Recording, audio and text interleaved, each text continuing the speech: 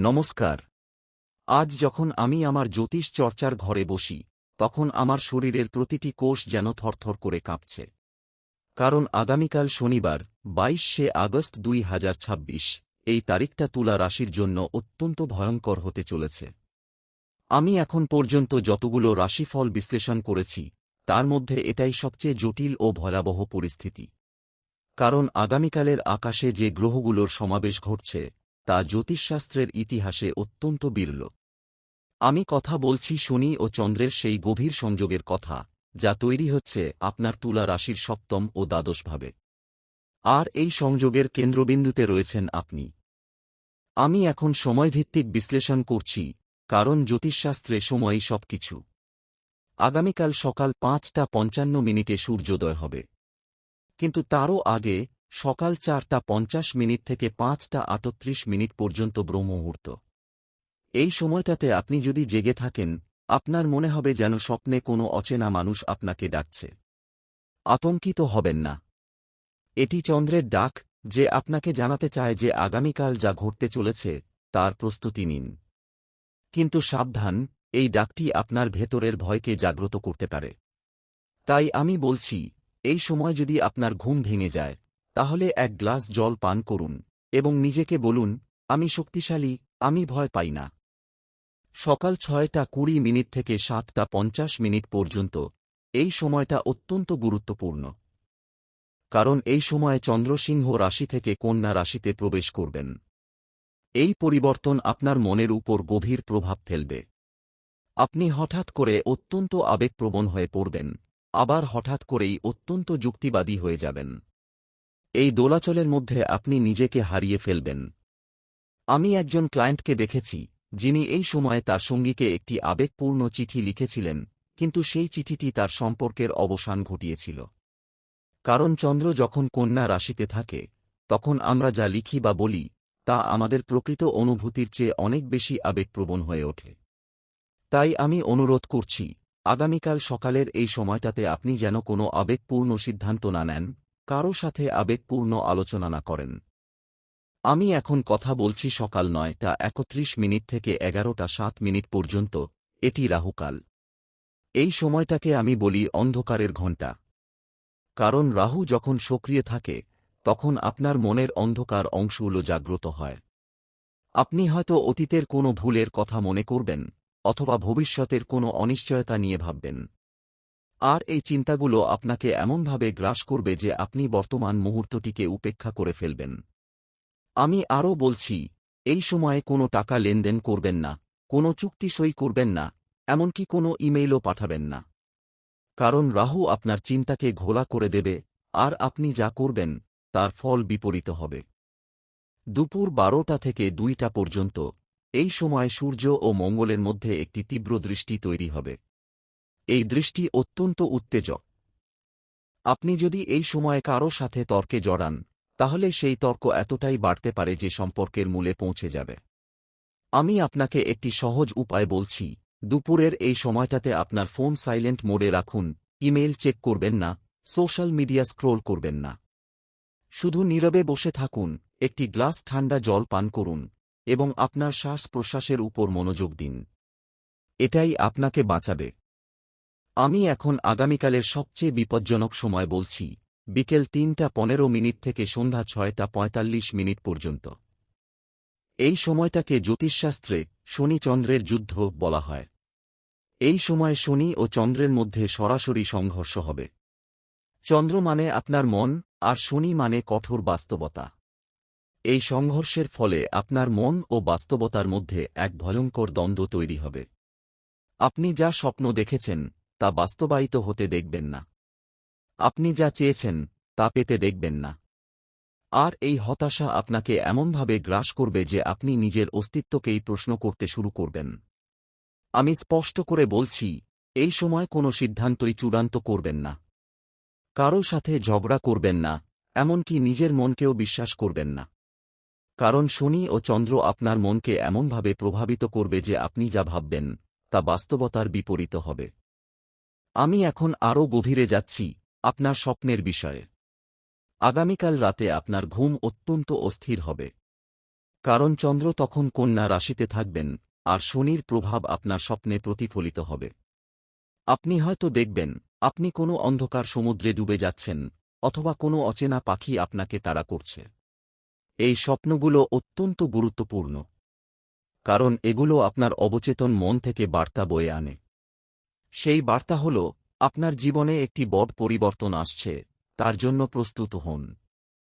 আমি বলছি, আগামীকাল রাতে যদি আপনার ঘুম ভেঙে যায়, তাহলে উঠে এক গ্লাস জল পান করুন এবং নিজেকে বলুন, আমি প্রস্তুত, আমি শক্তিশালী, আমি বিজয়ী। আমি এখন কথা বলছি আপনার সম্পর্ক নিয়ে। তুলা রাশি মানেই সম্পর্কের রাশি। আর যখন শনি আপনার সপ্তম ভাবে থাকে, তখন সম্পর্কের গভীরে অশান্তি তৈরি হয়। আপনি হয়তো আপনার সঙ্গীকে নিয়ে অযথা সন্দেহ করবেন, অথবা আপনার সঙ্গী আপনাকে নিয়ে সন্দেহ করবে। আমি এক দম্পতিকে দেখেছি যারা এই সময়ে একটি ছোটখাটো বিষয় নিয়ে ঝগড়া করেছিল, আর সেই ঝগড়া বাড়তে বাড়তে তাদের সম্পর্ক প্রায় ভেঙে গিয়েছিল। তাই আমি অনুরোধ করছি, আগামীকাল যদি আপনার সঙ্গী কিছু অদ্ভুত কথা বলে, সেটা সহ্য করুন, প্রতিউত্তর করবেন না। কারণ সেই অদ্ভুত কথার পেছনে রয়েছে শনির প্রভাব, আপনার সঙ্গীর আসল মন নয়। আমি এখন আরেকটি ভয়ঙ্কর সত্য জানাচ্ছি। আগামীকাল আপনার কোনো ঘনিষ্ঠ আত্মীয় বা বন্ধু আপনার সম্পর্কে এমন কিছু বলবে যা আপনার অজানা। আপনি শুনে হতবাক হয়ে যাবেন, ভাববেন, এতদিন আমি যাকে বিশ্বাস করতাম, সে কি এমন ভাবত? হ্যাঁ, এটা শনির প্রভাব, যে সত্যকে উন্মোচন করে। কিন্তু এতে রাগ করবেন না, কেননা এই কথাগুলো আপনাকে একটি বাস্তবতা সম্পর্কে সচেতন করবে যা আপনার জানা দরকার ছিল। আমি জানি, সত্য অনেক সময় কঠিন হয়, কিন্তু সেই কঠিন সত্যই আমাদের বড় করে তোলে। আমি এখন একটি বিশেষ প্রার্থনা দিচ্ছি যা আপনাকে আগামীকালের সংকট থেকে বাঁচাতে পারে। সকাল 6টার সময়, ঠিক সূর্যোদয়ের মুহূর্তে, এই মন্ত্রটি 11 বার উচ্চারণ করবেন। ওম শনিশ্চরায় নমঃ, ওম চন্দ্রায় নমঃ, ওম রাহবে নমঃ। মম রক্ষা করো, মম বুদ্ধি দাও, মম শক্তি দাও। এই মন্ত্রটি আপনার শরীরের ভেতরের তরঙ্গকে গ্রহের স্পন্দনের সাথে মিলিয়ে দেবে। আর হ্যাঁ, এই মন্ত্র জপ করার সময় আপনার ডান হাতে একটি কালো তিল ও একটি সাদা ফুল ধরে রাখবেন। কালো তিল শনির প্রতীক আর সাদা ফুল চন্দ্রের। ফুলটি শেষে কোনো পুকুর বা নদীতে ভাসিয়ে দেবেন, আর কালো তিলটি রাস্তার মোড়ে ফেলে আসবেন, পেছনে ফিরে তাকাবেন না। আমি আরও বলছি, আগামীকাল যদি আপনার বাড়িতে কোনো অতিথি আসে, খেয়াল রাখবেন তিনি কোন পা দিয়ে প্রবেশ করছেন। ডান পা হলে শুভ, বাম পা হলে সাবধান। কারণ আগামীকাল বায়ুমণ্ডলে শনির কঠোর শক্তি খুব বেশি থাকবে। এই কঠোরতা আপনার মনকে গভীরভাবে প্রভাবিত করবে। তবে আপনি যদি চান, আপনার বাড়ির প্রধান দরজায় একটি কালো ফিতা বা একটি কালো সুতো বেঁধে দিতে পারেন, এটি শনির নেতিবাচক প্রভাবকে দূরে রাখবে। আমি এখন ধীরে ধীরে সেই দিকে যাচ্ছি যেখানে আপনি হয়তো ভাবছেন, এত সাবধানতা, তাহলে কি আগামীকাল আমার কোনো ভালো সময় নেই? হ্যাঁ, আছে। সন্ধ্যা 7টা থেকে রাত 9টা পর্যন্ত, এই সময় শনি ও চন্দ্র কিছুটা শান্ত হয়। এই সময় আপনি যদি কোনো প্রিয়জনের সাথে বসে এক কাপ চা খান, অথবা কোনো ভালো বই পড়েন, অথবা আপনার পছন্দের গান শোনেন, তাহলে আপনার মন কিছুটা হালকা হবে। এই সময়ে কোনো নতুন পরিকল্পনা করতে পারেন, কিন্তু সেই পরিকল্পনা বাস্তবায়ন করবেন না আগামীকাল, রাখুন পরবর্তী দিনের জন্য। আমি এখন আরও একটি গুরুত্বপূর্ণ বিষয় বলছি। আগামীকাল যদি আপনার কোনো আইনি ঝামেলা থাকে, কোনো মামলা বা বিরোধ, তাহলে সেটা আগামীকালের জন্য শিডিউল করবেন না। কারণ শনি ও চন্দ্রের সংযোগে আইনি বিষয়ে পরাজয়ের সম্ভাবনা বেড়ে যায়। যদি সম্ভব হয়, সেটা পিছিয়ে দিন। আর যদি না পারেন, তাহলে আগে থেকে একজন অভিজ্ঞ ব্যক্তির পরামর্শ নিয়ে যান। আমি এখন কথা বলছি আপনার স্বাস্থ্য নিয়ে। আগামীকাল শনি ও চন্দ্রের প্রভাবে আপনার শরীরের রোগ প্রতিরোধ ক্ষমতা কিছুটা কমে যেতে পারে। বিশেষ করে আপনার হজমশক্তি দুর্বল হবে। আপনি যদি অতিরিক্ত খান, অথবা তেল মশলাযুক্ত খাবার খান, তাহলে পেটের সমস্যা হতে পারে। তাই আমি পরামর্শ দিচ্ছি, আগামীকাল হালকা, সহজপাচ্য খাবার খান। সকালে এক বাটি ওটস বা খিচুড়ি, দুপুরে ডাল ভাত, আর রাতে এক গ্লাস দুধ। আর যদি আপনার পেটে কোনো সমস্যা হয়, তাহলে এক গ্লাস গরম জলে এক চিমটি জিরে গুঁড়ো মিশিয়ে পান করুন। এটি আপনার হজমশক্তি ঠিক করবে। আমি এখন একটি গভীর সত্য জানাচ্ছি। আগামীকালের এই সংকট আসলে আপনার জন্য একটি সুযোগ। হ্যাঁ, আপনি ঠিক শুনেছেন। শনি ও চন্দ্র যখন সংঘর্ষে লিপ্ত হয়, তখন তারা একজন মানুষকে তার সীমার বাইরে যেতে বাধ্য করে। আপনি যদি এই সংকটকে অতিক্রম করতে পারেন, তাহলে আপনি আপনার জীবনে নতুন এক উচ্চতায় পৌঁছাবেন। আমি আমার জীবনে বহু মানুষকে দেখেছি, যারা এই ধরনের সংকট পার হয়ে অত্যন্ত সফল হয়েছে। কারণ সংকট আমাদের ভেতরের শক্তিকে জাগ্রত করে। আমি এখন শেষের দিকে এসে পড়েছি।